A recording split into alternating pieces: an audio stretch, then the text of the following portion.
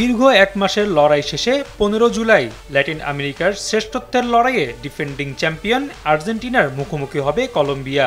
23 বছর পর যেখানে কোপার ফাইনালে উঠেছে কলম্বিয়া, সেখানে 21 বছরে এটি ষষ্ঠ ফাইনাল আলবিসেলেস্তেদের জন্য।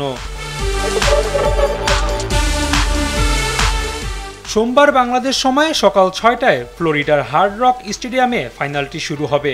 মেসি ডি মারিয়ার শেষ কোপার ফাইনাল দেখতে দর্শক আগ্রহ তুঙ্গে, আর সেটিকে মাথায় রেখে টিকেটের আকাশ ছোঁয়া দাম নির্ধারণ করেছে কনমেবল, যেখানে মাঠে বসে খেলা দেখতে হলে দর্শকদের গুনতে হবে কমপক্ষে 2 লাখ টাকা।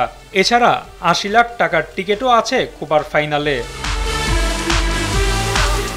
মেসিদের ম্যাচের আগে অবশ্য আলাদা আকর্ষণও থাকছে দর্শকদের জন্য।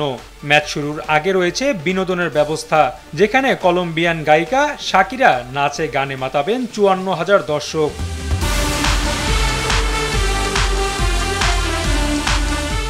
অবশ্য শাকিরার শো শুরুর দুদিন আগে থেকেই আনন্দে ভাসছে কলম্বিয়া। প্রায় 2 যুগ পর ফাইনালে পা রেখেছে দলটি।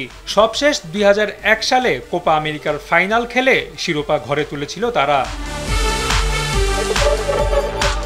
আরও একবার শিরোপা ছোঁয়ার হাতছানি, আর তাতেই উৎসবের অপেক্ষায় গোটা দেশ। ফাইনাল সামনে রেখে এরই মধ্যে কলম্বিয়ার প্রেসিডেন্ট গোস্তাভো পেত্রো একদিনের নাগরিক দিবস ঘোষণা করেছেন। কলম্বিয়া জাতীয় ফুটবল দল হলো কলম্বিয়ান জনগণের ঐক্য, সুতরাং সোমবার হলো বিজয়ের দিন, যেটাকে আমরা কলম্বিয়ার জনগণের ঐক্যের দিন হিসেবে বিবেচনা করব। তবে দিনটিকে রাঙিয়ে তুলতে নিজেদের সর্বোচ্চটা দিতে হবে রদ্রিগেজ লুইস দিয়াজদের, তাতে দলটিরও আক্ষেপ ঘুচবে দীর্ঘ 23 বছরের। রাফি আমিন, RTV।